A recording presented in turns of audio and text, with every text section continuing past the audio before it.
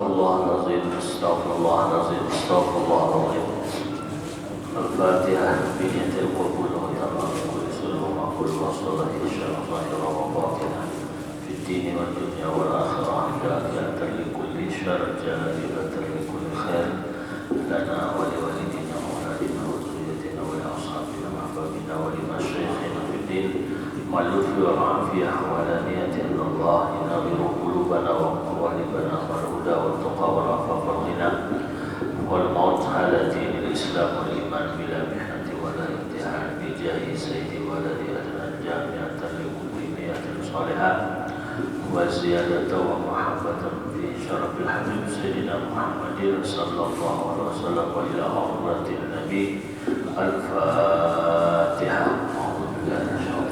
Bismillahirrahmanirrahim.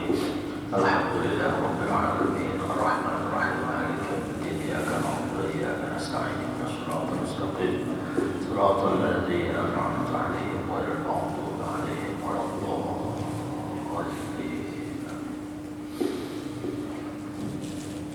Bismillahirrahmanirrahim. Alhamdulillah wa kafa wassalatu wassalamu ala rasulillahil mustafa wa ala alihi wa sahbihi wa man tabi'al huda amma ba'd. Rabbi shrah li sadri wa yassir li amri wahlul 'uqdatam min lisani yafqahu qawli wa saddid lisani wahdi qalbi bi haqqi sayyidina Muhammadin sallallahu alaihi wa alihi wasallam. Qala al-musannifu rahimahullahu ta'ala wa matta'ana bihi wa bi'ulumihi fid daraini amin.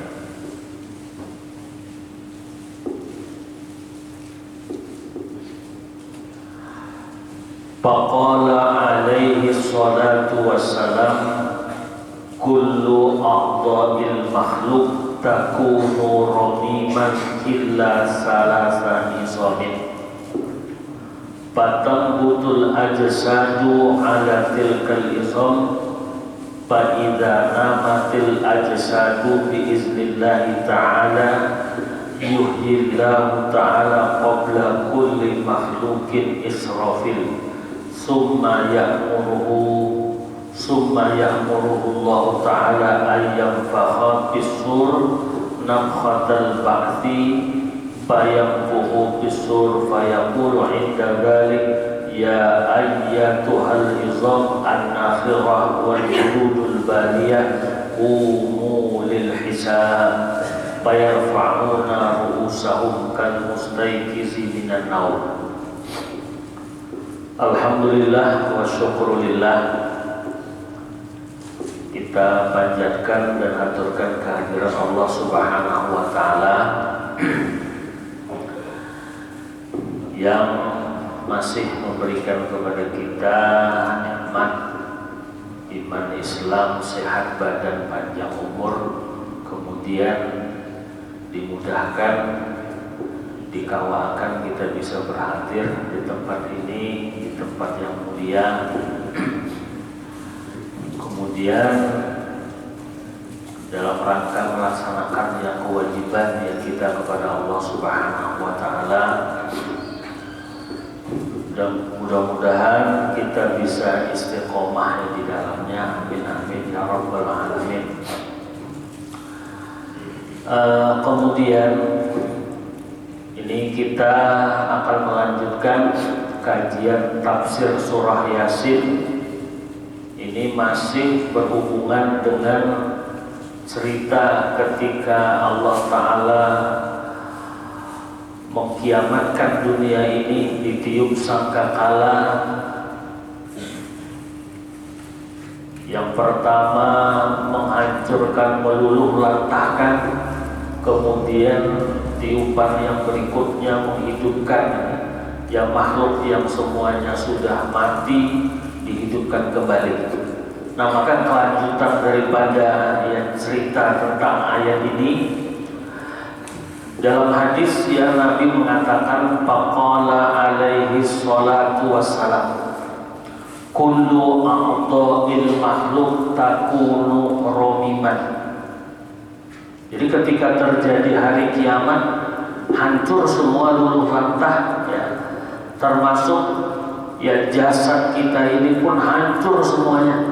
Tapi kata Nabi, semua anggota makhluk, semua organ tubuh yang manusia, takunu romiman, itu semuanya hancur, luluh lantak ya. Jangankan ya kiamat ya, itu kalau orang meninggal dikubur, nah maka jasad tubuh kita, daging, kulit, ya tulang belulang itu hancur karena menghadap hari kiamat, ya kan?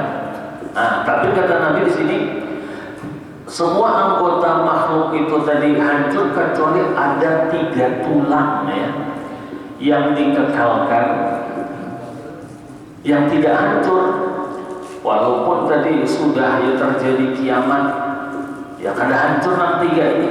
Nah, maka dari 3 tulang ini patang butul ajsadu ala tilkal izam, maka tumbuhlah jasad tubuh kita ya atas tulang-tulang itu. Jadi ibarat apa ya, ibarat tanaman itu modelnya apa, model paungnya lah, paungnya ya. Nah, jadi dari situ kena tumbuh ya, belacoklah lah. Cumanya di sini tidak disebutkan 3 tulang itu. Tapi kalau di dalam kitab lain yang sering disebutkan itu, ya seluruh tubuh kita ketika dikubur itu hancur semua kecuali ada 1 tulang yang disebut dengan ajabul zanam, ya tulang ekor lah. Nah makanya kalau secara hukum fikih, kalau misalnya ada orang meninggal, keluarga ataupun yang lain kebelujuran, kita kada sempat ya mensolatkan, nah maka kita boleh mensolatkan jenazah walaupun sudah dikubur, walau dalam jangka waktu yang lama, yang 1 tahun 2 tahun ada bapak, boleh aja. Jadi karena kita tadi ada uzur tidak sempat ikut mensolatkan, ada kesempatan pulang kampung, nah lalu kita mensolatkan jenazah itu yang sudah dikubur walaupun bertahun-tahun. Kenapa? Karena ada 1 organ tubuh, 1 bagian tubuh daripada mayat itu yang tidak hancur. Ini yang disebut dengan ajabul zanam. Lah, tapi biar mintu aja. Namun itu kena lah waktu kemanakah yang Wali Songo kan, ziarah Wali Songo, apalagi misalnya ke Madinah, mensolatkan apa? Mensolatkan ya di hadapan kubur Nabi, ada boleh. Ya Allah.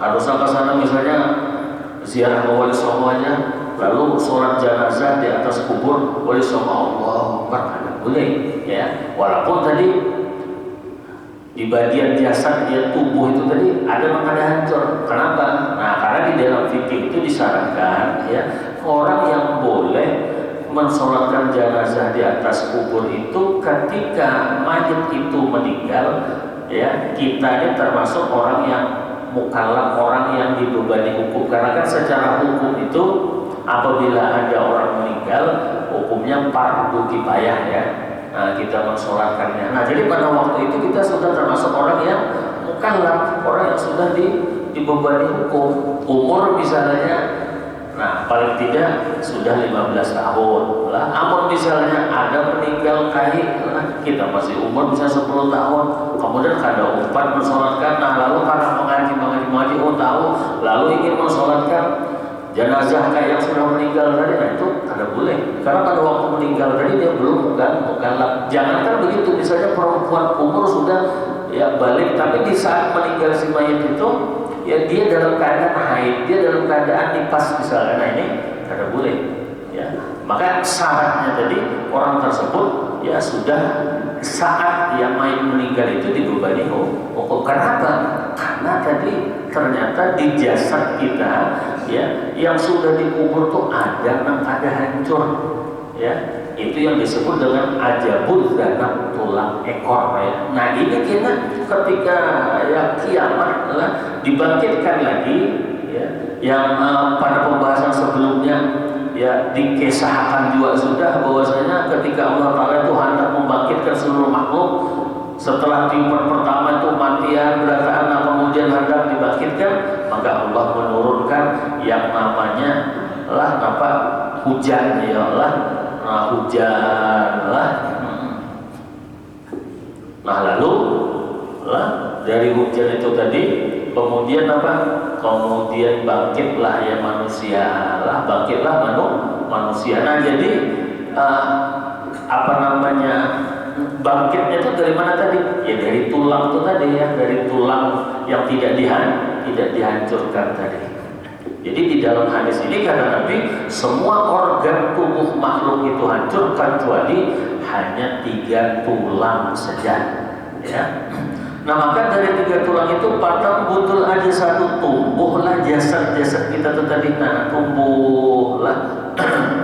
Nah kemudian jadi dalam wujud bentuk manusia la'alatil kalizam. Kenapa idza nabatil ajsad, apabila sudah tumbuh jasad-jasad makhluk tadi biiznillah ta'ala, dengan izin Allah ta'ala, nah maka pada saat itu yuhyillahu qabla kulli makhlukin, Allah hidupkan sebelum menghidupkan semua makhluk itu, Allah hidupkan yaitu Israfil. Ya, malaikat Israfil lagi. Nah kisah-kisah seperti ini, kisah-kisah yang seperti ini diantara apa? Diantara sesuatu hal yang harus kita imani. Ya, karena ini termasuk hal-hal yang mukoyabah dan ini diceritakan di dalam hadis. Makanya ya sudah pernah juga disinggung, kalau kita mengkaji tauhid itu ada 3 pokok bahasa. Yang pertama yang berkaitan dengan al-ilahiyah, berkaitan dengan ketuhanan. Ya, kemudian yang kedua yang berkaitan dengan an-nabawiyah, berkaitan dengan kenabian. Nah kemudian yang ketiga yang berkaitan dengan hal-hal yang syar'iyah, ya, yang kita itu kada tahu kecuali kita dapat informasi mendengar dari mana? Dari Al-Quran, dari hadis. Nah termasuk hal-hal yang seperti ini lah, yang kisah-kisah yang akan datang tuh, nah ya, bagaimana kehidupan manusia. Nah jadi tadi ya, sebelum Allah menghidupkan semua makhluk, Allah hidupkan dulu ya malaikat Israfil. Kemudian apa? Summa ya'muruhullah, kemudian Allah memerintahkan kepada malaikat Israfil ayam fahabisur, meniup ya sangkakala, yaitu namhatal ba'si, yaitu tiupan yang ya untuk membangkitkan semua makhluk. Setelah tadi tiupan untuk menghancurkan ya, meluluhlantahkan, nah kemudian tiup pulang ya kali yang kedua untuk ya membangkitkan manusia. Nah payam karena ada perintah daripada Allah, maka malaikat Israfil tadi meniupailah sangkakala ya kali yang kedua. Fayaqulu inda dalika, maka apa ucapan malaikat Israfil ketika itu? Ya ayyatuhal izam an-nakhirah, wahai tulang belulang yang rapuh ya, wal juludul baliyah, dan kulit-kulit yang sudah rusak, naqulil hisab lah, hendaklah kalian bangkit untuk yang menghadapi hari perhitungan. Nah itu ucapan malaikat Israfil ya kepada yang makhluk, semua makhluk lah, nang sudah hancur, nang sudah mati lah, wahai tulang belulang yang rapuh ya, kulit-kulit yang sudah rusak, bangkit kalian, hidup kalian lil hisab. Nah maka fayarfa'una ru'usahum. Nah jadi kita yang sudah mati ketika ada setelah ucapan malaikat Israfil tadi, apa? Fayarfa'una ru'usahum, maka bangkitlah mereka bangun dengan mengangkatkan kepala mereka. Taubahnya seperti apa? Kal mustaiqizi minan naum, orang yang bangkit daripada tidur ya. Nah ketika kita bangun ya bangkit, nah angkatkan kepala, duduk, nah itu. Nah lalu fayaqulun, nah maka manusia-manusia yang sudah bangkit hidup pada waktu itu, nah maka mereka mengatakan ya wailana, ya Allah, aduhai celakalah kami lah. Nah kemudian wafi riwayatin, nah di dalam satu riwayat ada juga yang menyebutkan innallaha ta'ala yadhaqu arwahal malaikah, sesungguhnya Allah Ta'ala meletakkan ruh-ruh malaikat malaikat ini di awali takbir pada lubang yang pertama pisur ya pada sangkakala. Jadi ruh-ruh malaikat ini Allah andap di lubang yang pertama pada sangkakala. Lah, di dalamnya itu ada lubang-lubang itu ya, di lubang yang pertama itu di situ anggakannya ruh-ruh ya malaikat. Wa arwahal anbiya, sedangkan ruh-ruhnya para nabi-nabi angkatnya di mana? Allah letakkan pisah bisani pada lubang yang kedua. Wa arwahal awliya, sedangkan ruhnya para wali-wali Allah wassalihin itu dianggap Allah diletakkan di lubang yang ketiga, pisah bisanis. Wa arwahal mu'minin, sedangkan ruhnya orang-orang beriman, wa syuhada, dan orang-orang yang mati syahid itu pisah birrobi pada lubang yang keempat lah. Wa arwahal jin itu pisah bil khamis, lalu ruhnya yang bebu para jin ini di lubang yang kelima. Wa arwahal syayatin, sedangkan ruh-ruhnya syaitan-syaitan itu Allah letakkan pisah bisadis pada lubang yang keenam. Wa arwahal kufar wa sairul hayawan, dan ruh-ruh orang kafir dan juga ya binatang-binatang yang lain. Jadi orang kafir itu ruhnya itu disamakan awan apa? Awannya binatang ya, ruh ya binatang. Jadi kan hina benar lah. Ruh-ruhnya orang kafir itu dianggap di mana? Bisa di lubang ke-7 lah. Jadi ada 7 lubang lah, apa namanya itu ya, sangkakala trompet itu tadi lah. Lubang pertama, kedua, ketiga, keempat, kelima, keenam, ke-7. Dan masing-masing lubang itu, dan di situ Allah meletakkan ruh ya, makhluk ada tempatnya masing-masing. Nah kemudian li'anna Nabi sallallahu alaihi wasallam lamma su'ila anisur. Jadi riwayat itu tadi menyebutkan seperti itu, landasannya apa?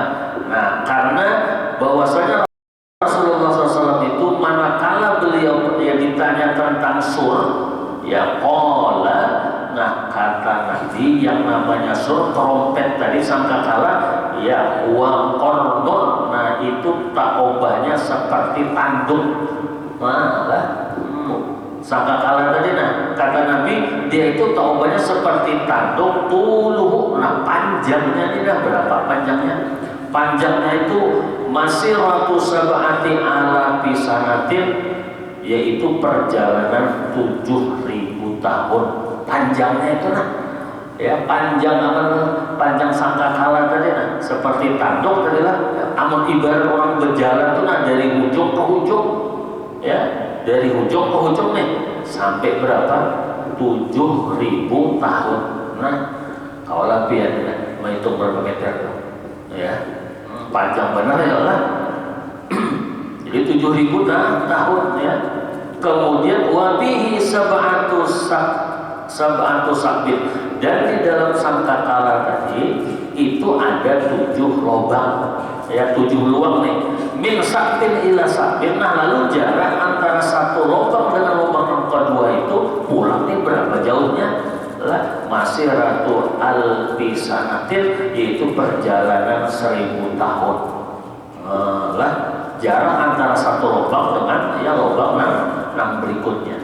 Wa fi riwayatin ada di kulli ruh fihi sabun. Jadi ada di dalam satu riwayat jumlah lubangnya itu sejumlah ya bilangan seluruh ruh ya, fihi sabun. Jadi setiap ruh itu ada ya lubangnya masing-masing. Jadi ketika ditiupkan lalu setelah itu Allah Ta'ala ya'murullahu Ta'ala Israfil, menyuruh malaikat Israfil ayam fahabisur, meniupkannya sangkakala tadi. Karena tadi ruh-ruh makhluk tadi ada di dalam di situ ya, ada di dalam sangkakala tadi. Ketika ditiupkan tentunya keluar keluar tadi masuk ke jasad tadi lalu hidup pulang. Jadi keanggatannya simpanan apa? Ya ruh-ruh ya semua makhluk daripada tadi malaikat, kemudian para anbiya, kemudian orang-orang soleh, orang yang beriman, orang yang mati syahid, roh jin ialah, kemudian syaitan, lalu orang-orang kafir dan juga roh-roh ya, binatang-binatang yang lain ya. Nah, jadi di situ ya keanggakan yang berat ketika ditiupkan apa? Nah, bayang kisur. Nah, maka malaikat Israfil meniupkan sangkakala tadi, patah rujulah, maka keluar ya jami'ul arwah, semua ya roh-roh ya yang ada tadi di dalam lubang-lubang yang ada pada sangkakala ya, min ajnasil makhlukin, daripada berbagai jenis makhluk iyalah. Nah, maka keluar seberataan tadi ya roh-roh tadi minasul patah rujuk. Nah, lalu ketika keluarnya dari sangkakala itu macam-macam pula ya, model-model pula.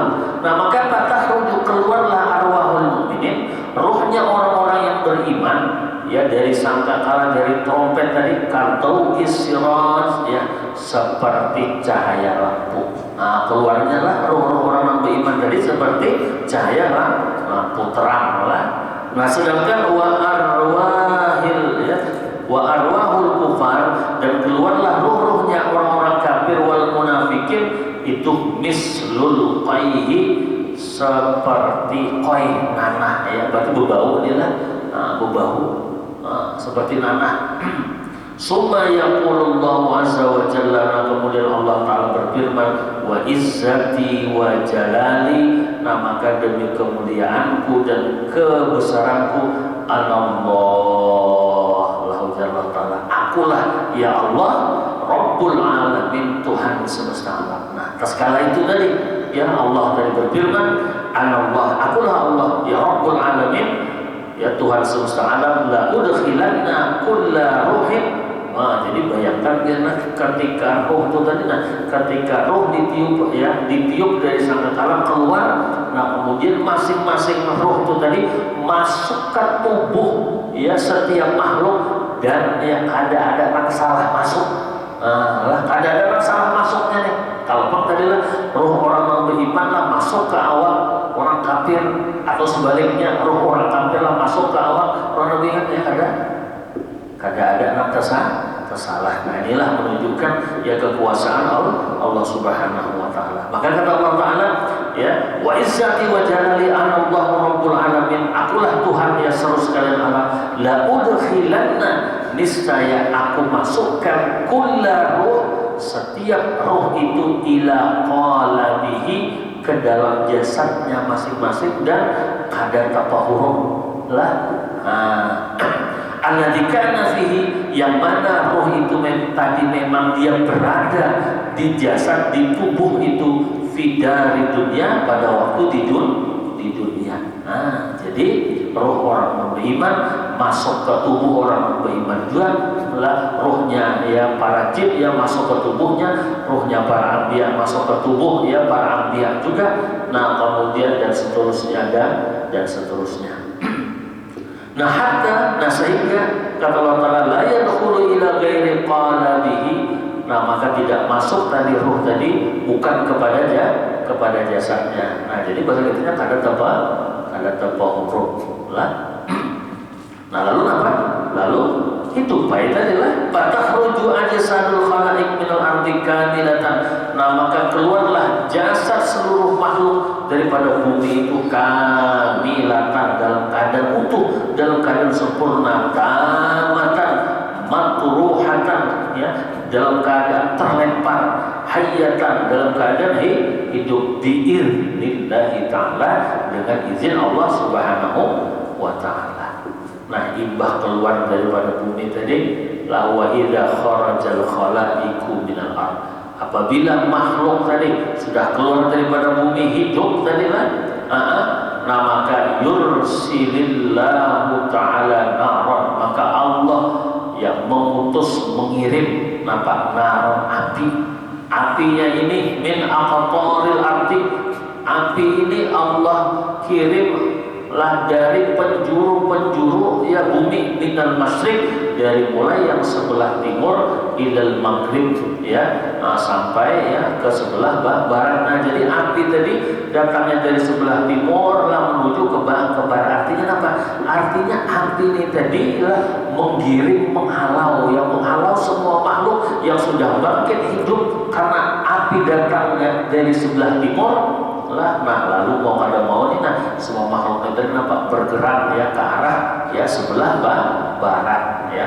Nah lalu watasuquha al malaika. Nah ini karena yang bergerak lah, lalu dihalau, digiring oleh malaikat. Nah wahya tajma'u khalaika ilal masariyah. Itu nah kisahnya nah semua makhluk tadi terkumpul di dalam satu tempat namanya padang mahsyar ya. Jadi api itu dulu adalah datang dari sebelah di timur ya ke arah barat. Nah lalu bergerak lalu terkumpul semua makhluk tadi ke padang mahsyar. Nah lalu ketika sudah terkumpul waktu meradul khalaiqu ala Allah, dan dihadapkanlah semua makhluk itu kepada Allah. Nah wahada makna, dan inilah penafsiran fa'idha hum minal ajdasi ila rabbihim yansilun. Nah itulah penafsiran daripada ayat tadi, fa'idha hum minal ajdasi ila rabbihim yansilun. Nah kemudian qalu lah ya wailana. Nah lalu mereka berkata, aduhai ya celakanya lah kita. Qalu ya wailana. Jadi makhluk-makhluk yang sudah digiring tadi terkumpul di padang mahsyar, lalu nampak ya ucapan mereka. Qalu, mereka berkata, ya wailana, aduhai celakanya kita ya. Memba'atsana min marqadina. Kami ya, siapakah yang membangkitkan kami? Jadi siapakah yang membangkitkan kami? Qala Ubay bin Ka'ab wa Ibnu Abbas. Ini pakar tafsir dari kalangan sahabat. Nah kemudian ujar Ubay bin Ka'ab ya wa Ibnu Abbas wa Qatadah radhiyallahu anhum innama yaquluna hadza. Nah kenapa tadi ya mereka tadi mengatakan qaulu ya wailana man ba'atsana min marqadina? Lah kenapa mereka mengucapkan itu?